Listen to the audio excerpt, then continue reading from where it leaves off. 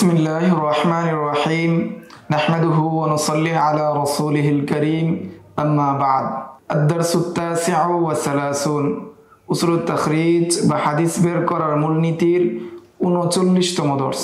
এই দর্সে আমরা কিতাব মিফতাহি কুনুজিস সুন্নাহ এর মুলাহাজা সম্পর্কে জানব।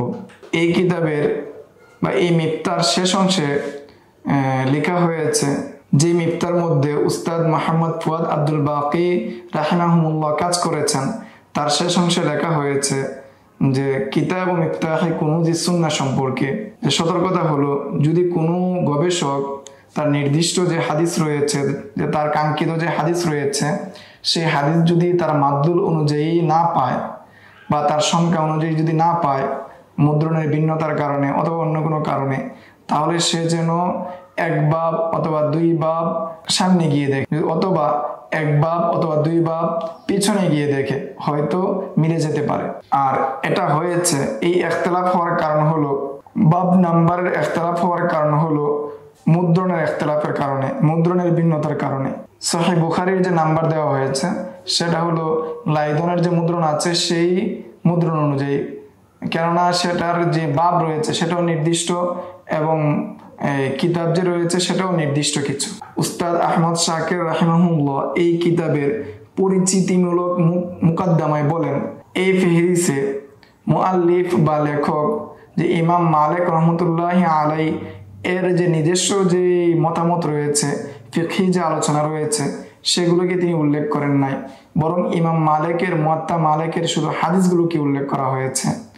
অনুরূপভাবে সহিহ মুসলিমের যে একাধিক সনদ উল্লেখ করা হয়েছে, যে সনদগুলো সহিহ মুসলিমের মেইন হাদিস বা মূল হাদিসকে তাকবিয়া করে, শক্তিশালী করে, সেই সনদের হাদিসগুলোকেও তিনি উল্লেখ করেন নাই, যেভাবে আল মুআজামুল মুফাহরাস কিতাবের মধ্যে অনুরূপ পদ্ধতিতে উল্লেখ করা হয়েছে এবং আল মুআজামুল মুফাহরাস কিতাবের অনুযায়ী এটাকে উল্লেখ করা হয়েছে।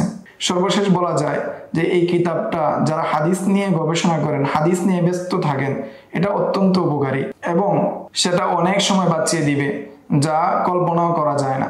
তবে বিশেষভাবে যারা ডাক্তার এবং ম্যাজিস্ট্রেটের জন্য যারা থিসিস লেখেন, তাদের ক্ষেত্রে এটা বিশেষ উপযোগী এবং বিশেষ উপকারী।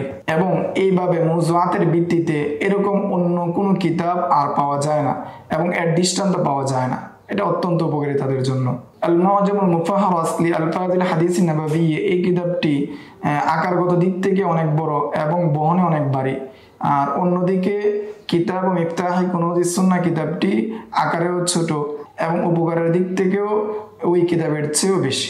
আল মুআজামুল মুফাহরাস কিতাব থেকে এই কিতাবের বিশেষ বৈশিষ্ট্য হলো, এই কিতাবের মধ্যে মনীষীদের নামগুলো উল্লেখ করা হয়েছে এবং তাদের অধীনে যে হাদিস এবং আসার রয়েছে এবং তাদের যে জীবনী রয়েছে সেটাকে উল্লেখ করা হয়েছে।